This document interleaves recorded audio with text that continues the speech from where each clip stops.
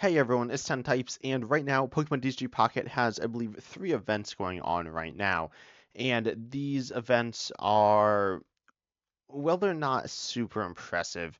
And Pokemon DSG Pocket's events since the very beginning haven't really changed much. So I wanted to talk about them, and I'd also love to hear down below in the comment section what changes you'd like to hear for these events, and if you like them. I haven't really heard too much overwhelmingly positive feedback on them. I've heard people say they're fine and they're okay. Certainly they add some stuff to the game, but ultimately they are definitely a bit disappointing for the fact that Pocket is especially because Pocket is a new game that is trying to grow and develop. It's not like this is a place where it should be settling. It's substantially less than a year in, so we need to see what Pocket's future is, and Pokemon should be trying to test the waters with different things, and these events seem like a way in which they could be doing it, but they're not. There's a few different types of events. I'm looking here at Pokemon Zone. There's a new set. Obviously, that's a pretty big deal. Um, but that's not really an event. There's also the shop, which I also wouldn't really consider an event. It allows you to get some stuff. This is by paying actual money. You could use the free trial as well, I believe, to get 2 free weeks, but ultimately it is something in which you pay actual money for. But there are three different types of events that are like the regular events, which we see one of each going on now. We see the promo pack um, events versus the trainers, or not the trainers, but the in-game AIs, and then you see the emblem events, of which there are two types. There's the ones in which you need a win streak and one in which you need a certain amount of wins. And then there's the Chimchar and Togepi Wonder Pick event, which is a Wonder Pick event, which is an event where you Wonder Pick. There are some free Wonder Picks, and then there are some not free Wonder Picks, and they get you some stuff, a variety of different things. You can get some hourglasses and some cards. There are a few exclusive cards, and there are also some apparently sleeves, playmats, icons, covers, backdrops, things like that. And these are fine. But we'll start with the Wonder Pick events. The Wonder Pick events, as I said, they have I guess one thing that is cool are the new cards, and in my opinion, what I want to see from events are new cards. Though I certainly would not, it would be open to other things, but new cards are what is the most interesting. These cards are not very interesting, though. They have this Chansey stamp on all of them, which is really weird. I mean, it's not weird to have the Chansey stamp on the Chansey, but I don't know why there's a Chansey stamp on Chimchar and Togepi and Charmander and I mean all these other Pokemon. But these Pokemon are not very good, and I don't believe any of them are unique either. In fact, most of them just do 20 for one, or like half of them do. They're very generic Pokemon. Meowth is a decent Pokemon in my opinion. Obviously, Charizard EX is a good deck, and so Charmander is important for that, but it's not the most interesting card and the hardest to get either. It's just quite easy to get. But I guess that's an okay reward, but ultimately it's not interesting. I don't think any of the arts are super interesting either, personally. I think they're fine. I think they're mostly reused arts. I don't know all of them. I certainly recognize a good chunk, but regardless, they're not anything super interesting. The backdrops and the different cosmetic things are fine. They're kind of cool. It's definitely fun to have Pokemon distributing these. They are, relatively easy to get, assuming you do these Wonder Picks pretty frequently as they appear. They are pretty easy to get, but, they're solid. They're not something that is really pushing the game forward in a big way, but that's fine. The Wonder Pick events, though, you don't Wonder Pick for these things. You Wonder Pick for, well, here are the different ones you can get. You can get ones with, so there's actually, if you don't know, I think some people don't know this, that you can wonder pick, say, for the Togepi, and sometimes it's the promo Togepi, and sometimes it's the regular Togepi, so do keep that in mind. But regardless, you can get a card, you can get these tickets, and then you can get these Wonder Hourglasses. Wonder Hourglasses are nice. They're certainly not something where, getting more is nice, as they allow you to just always get more cards, so it's not ever really a bad thing to get more of them, but they're not super special either. Then we have the soft tickets, which are like another currency. Pocket really doesn't need more currencies, and they're unique currencies every time, which is kind of annoying. I kind of get why it is the way it is, but it gets kind of messy pretty quickly as well. And then there are the picks where you can just guarantee get one of the promo cards, and then you need to. These are not free. I mean, they're you're not spending actual money, but they do cost some pick stamina, I believe is the term. So the main thing is going to be these bonus picks and the things from the shop, which is fine. Though I would rather see these backdrops and things like that in the actual Wonder Picks is it would make him feel more special and not something that feels kind of like a chore, which is certainly not something you want. I'd say all of these events, in one word, would be describing them as a chore where if you want these things, you need to work to get them and not necessarily in a fun way. And while it does make people play the game more, it doesn't make them play the game more to have a good time. It just makes them play the game more. Then let's talk about the next event, which is the, I guess, drop event is what they're called, and they have these promo packs. There are currently four series of, or no, four volumes of promo pack A series. So each one has four cards. There's one like special one, I guess. There are two alternate like full arts. There's a Blastoise and a Venusaur. And then there's Lapras EX and Cresselia EX, which you can actually only get right now through these promo packs. They are exclusives. Same thing for a good chunk of these cards, which means if they're relatively easy to get.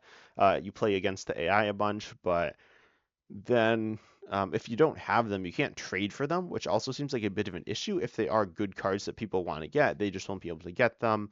And the alternate art, it's a card that is cool as like a collector's thing, but if you actually want to play the game, then and you're not able to get a card, or if you want to collect them and you can't get a card that you want, that's annoying, and there is no solution at this moment. So I would not be shocked to see these cards become tradable, but right now they're not, which is a bit disappointing. Um, and I don't think it would be an issue to make them tradable. But ultimately, none of the cards are super interesting, and this actually gets really weird. There are alternate arts, as I said, for some cards. There are these exclusive EXs. These EXs are not very good. They're not completely terrible, but Cresselia EX or Lapras EX, neither of them really stand out very much. However, there are also cards like, for example, Mankey, and this is the only Mankey of this type of what it does. Pikachu, on the other hand, there is, it's a regular Pikachu. It's a different art, but it is a regular card, which is very strange to see that there are these new cards introduced through these promo packs, which I like seeing new cards, but they're not super impactful. They're just, I believe all of them are previous evolutions, which do something a little bit different, and they change things ever so slightly. Theoretically, that's kind of interesting as there's a high level of nuance to them, but also there's nothing really substantial there. So they feel okay, but they don't feel very impactful. And none of the cards really feel that impactful. Even the main card, they feel okay. But it would be really nice to see a bit more from these packs, really a reason to go and want them. A card that's, the EXs, for example, are, I think, more player focused. So making these, a bit better, especially as they're pretty easy to get. And ideally, people will be able to get them in the future. On the other hand, if Pokemon doesn't ever make them available to everyone in the future through trading or some other system, then they might be encouraged to make these cards bad to leave the game in a balanced state. But then what's the point in giving out bad cards? So ultimately, these events are okay. And then we also need to talk about the way in which you acquire them. And the way you do this is by playing against the AI, the computer, whatever you want to call it. Here's a list of decks to beat them. They're not that hard to beat. One way in which you do this is you just kind of turn on the auto battle feature. That's what I do.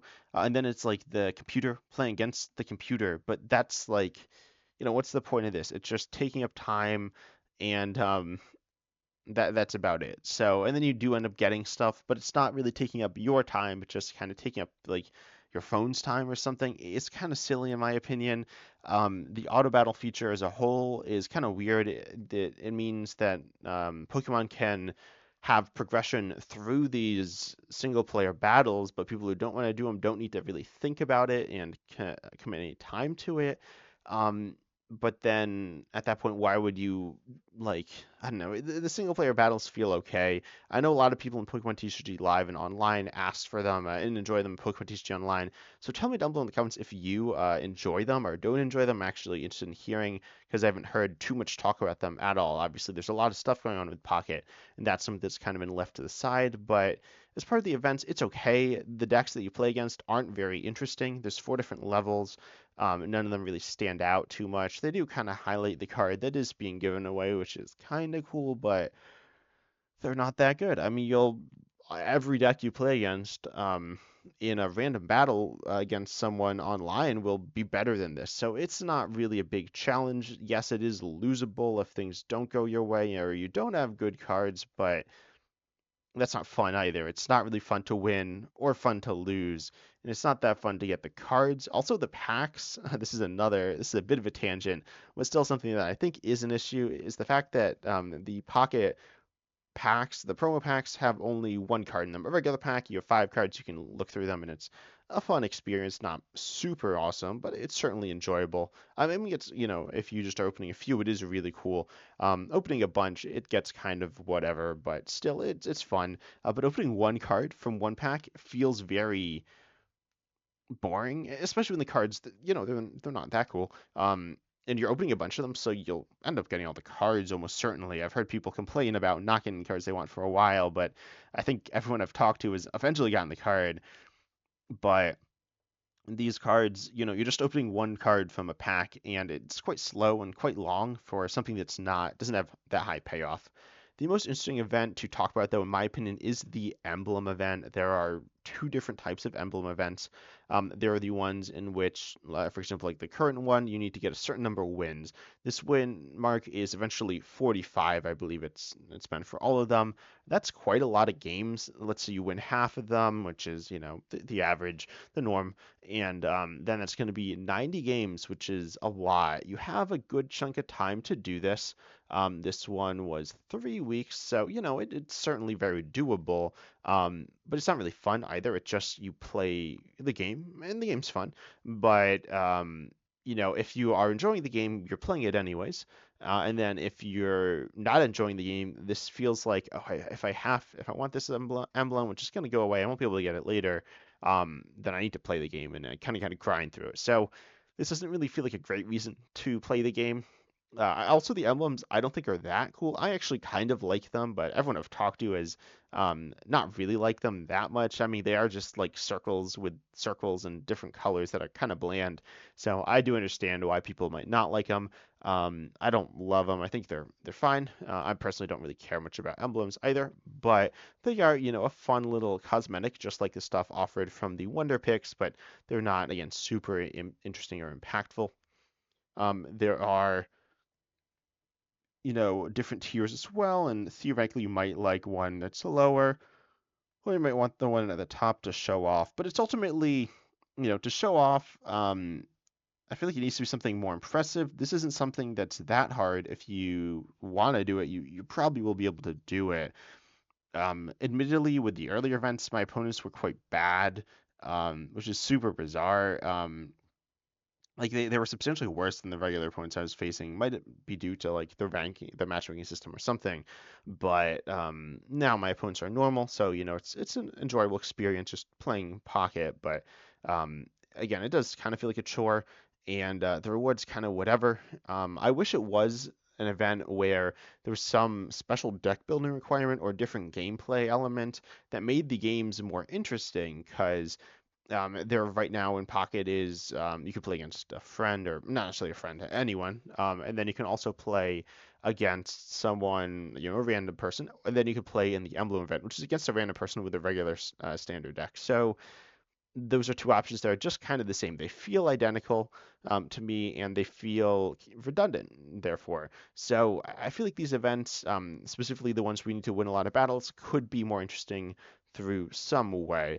Then there's the win streak events, in which you need 5 wins in a row. This is not that hard. It's not super easy, but most people again should be able to do it. I don't remember how many wins it should or games it should normally take. I think it's a little bit easier. Certainly in my experience, it's been easier to get than or quicker to get than the 45 wins.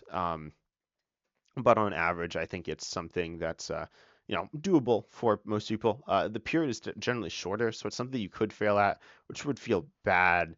And it's not super like you can lose games, you can be good with a good deck and lose games, and you could be bad with a bad deck and theoretically win games. It's definitely harder to win games with a bad deck if you're like not very good, specifically with a bad deck. But most people I played against were playing decent decks, and were playing pretty well. Um, Overall, though, it can be frustrating. With the regular wins event, you will always be going up or staying at the same place, but with the win streak event, you're not.